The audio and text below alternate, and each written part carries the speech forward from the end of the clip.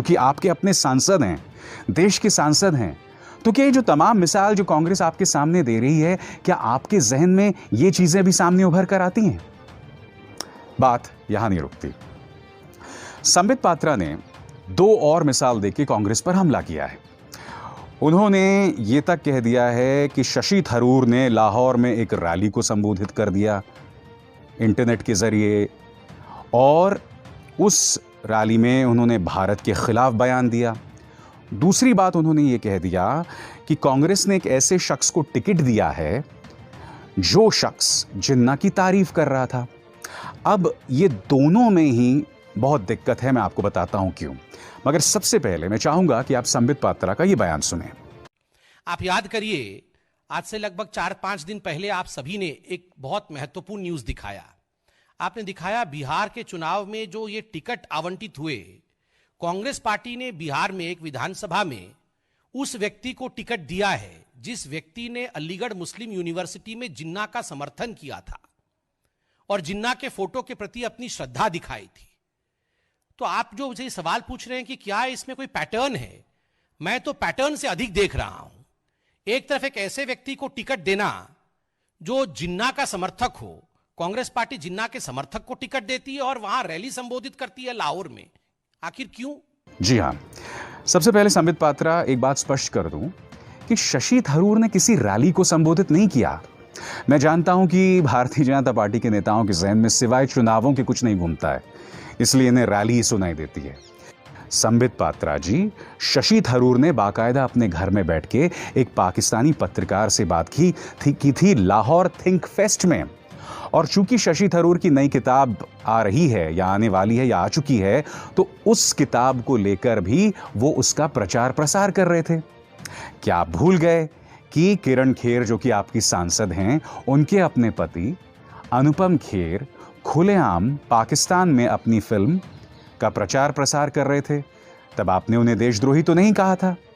और मैं कुछ और कहता हूं, अगर शशि थरूर ने कोरोना को लेकर मोदी सरकार की नाकामी की चर्चा की, हालांकि मैं, अगर आप मुझसे पूछें तो शायद मैं किसी पाकिस्तानी चैनल पर नहीं करता, और इसलिए नहीं करता क्योंकि मैं जानता हूं कि अगर मैं ऐसा कुछ कह दूं किसी पाकिस्तानी चैनल पर भारत के खिलाफ, भारत ने खासकर जिस तरह से कोरोना को हैंडल किया, तो आप मुझे देशद्रोही बता देंगे, क्योंकि ये बीजेपी की सोच है। मगर हकीकत ये है, और आपको नहीं भूलना चाहिए, कि कोरोना को लेकर आपका जो पूरा रवैया रहा है वो नाकामी भरा रहा है। ये तस्वीर देखिए, इस लड़की ने अपने बीमार बाप को 1200 किलोमीटर का सफर तय किया साइकिल पर। मैं नहीं भूला हूं किस तरह से रविशंकर प्रसाद हों या आपकी पार्टी के बाकी नेता हों, वो इस लड़की पर भी सियासत कर रहे थे, मगर उस लड़की ने कहा था कि मुझे आपकी सियासत से कोई लेना देना नहीं है। संबित पात्रा, आपको चाहिए था कि आप अपनी सरकार की नाकामियों पर नजर डालते, खासकर कोरोना को लेकर। और कोरोना को लेकर तो आपने एक बेसहारा बच्चे की तरह देश के मजदूर को सड़क पर छोड़ दिया था। आप भूल गए क्या उसको, संबित पात्रा? बिहार की मैं मिसाल आपको दे चुका हूं।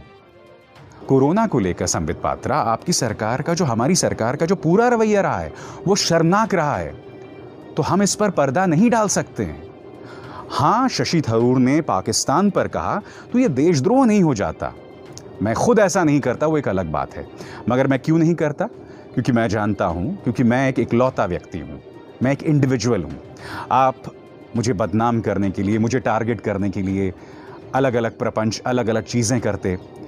शशि थरूर एक सांसद हैं, उनके पीछे एक पॉलिटिकल पार्टी है, वो कह सकते हैं, मैं नहीं कह सकता, इस देश में कई और लोग नहीं कह सकते। मगर कोरोना को लेकर आपकी जो नाकामी थी, आप उस पर पर्दा नहीं डाल सकते। अब दूसरे मुद्दे पे आते हैं। यह शख्स आपके स्क्रीन पर मशकूर उस्मानी, इसे टिकट दी गई है बिहार से। अब मशकूर उस्मानी के बारे में यह फैलाया जा रहा था कि यह बंदा जिन्ना का समर्थक है।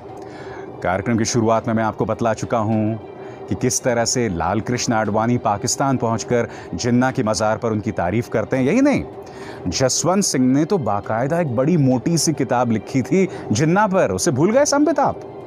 बताइए। और जसवंत सिंह तो आपके पूर्व विदेश मंत्री, पूर्व वित्त मंत्री भी थे। तो क्या आप इसे इतनी आसानी से भूल जाते हैं संबित? दो दो आपके पॉलिटिकल पार्टी के नेता तारीफ की और दूसरी तरफ उन पर किताब लिखी। अब मशकूर उस्मानी के बारे में कहा संबित पात्रा ने कि मशकूर उस्मानी ने जिन्ना के समर्थन में जो है काम किया। और यही नहीं, इस डिबेट में देखिए, आज तक पर यह डिबेट चल रहा था, ये एंकर और संबित पात्रा इस झूठ का प्रचार प्रसार कर रहे थे कि मशकूर उस्मानी ने जिन्ना की जो तस्वीर है, पोर्ट्रेट है, उसे टांगने का काम किया अलीगढ़ मुस्लिम यूनिवर्सिटी में। ऑल्ट न्यूज ने इस बात की पड़ताल की और आपकी स्क्रीन्स पर यह सामने उभर कर बात आई कि जिन्ना की जो तस्वीर है वो 1938 से है, आज की बात नहीं है। लिहाजा मैं आज तक से कहना चाहूंगा कि ये जो 1.5 फुटिया दंगाबाज हैं, इन्हें जब आप उतारे मंच पर कार्यक्रम करने के लिए, तो मैं जानता हूं कि इनके मुंह से सिर्फ एक पॉलिटिकल पार्टी के लिए प्रोपेगेंडा निकलता है, उनके पक्ष में एक प्रोपेगेंडा निकलता है। ये लोग कासगंज में दंगे फैलाने का काम करते हैं, मगर इन्हें जरा पढ़ा लिखा कर भेजें, ठीक है? वो आप करने से रहे। और अफसोस ये है दोस्तों कि मैंने खुद आज तक में 5 साल काम किया है। मैं जानता हूं कि उस वक्त किस तरह की पत्रकारिता होती थी, और हाल के दिनों में आपने 2 मिसालें दी हैं जिसमें वाकई मुझे गर्व हुआ था कि मैं संस्था से 5 साल जुड़ा था। पहली बात, जिस तरह की पत्रकारिता तनुश्री पांडे ने हाथरस में की थी। दूसरी बात, जिस तरह से रिया चक्रवर्ती और सुशांत सिंह राजपूत पर आपने यू टर्न लिया था। चलिए, अगर आप बाद में भटक कर वापस आ गए तो आपको भूला नहीं कहेंगे, है ना?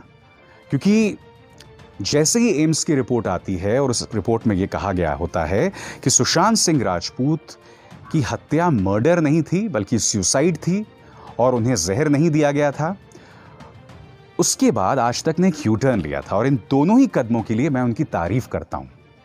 मगर मेरी आपसे करबद्ध प्रार्थना है कि ऐसे दंगाइयों को कृपया अपने चैनल से दूर रखें। तो जैसा मैंने कहा कि मशकूर उस्मानी के मुद्दे पर भी संबित पात्रा झूठ बोल रहे थे, तो मैं जो आपसे बातें लगातार कह रहा हूं कि देखिए, मैंने माना कि चुनाव हैं, मगर भारतीय जनता पार्टी को क्यों आखिर पाकिस्तान की बैसाखियों की जरूरत पड़ती है? बताइए, आखिर क्यों? बगैर पाकिस्तान के काम नहीं हो सकता क्या? क्योंकि कुछ दिनों पहले एक और सांसद जो थे आपके, वो भी कह रहे थे कि अगर आरजेडी सत्ता में आ गई तो कश्मीर से आतंकवादी निकलकर बिहार में शरण लेने लगेंगे। अपने देश की जनता और अपने देश के नेताओं पर एतबार रखिए। जब आप इस तरह की बातें करते हैं तो आप बिहार की जनता की तौहीन कर रहे हैं। वो बिहार की जनता जिसके बारे में आपने कोरोना लॉकडाउन में रत्ती भर भी परवाह नहीं की, जो पैदल दिल्ली से चलकर पहुंचा बिहार, ठीक है? तब माननीय नीतीश जो हैं, नीतीश कुमार, अपने घर में दुबके रहे थे, कोई बयान नहीं दिया था।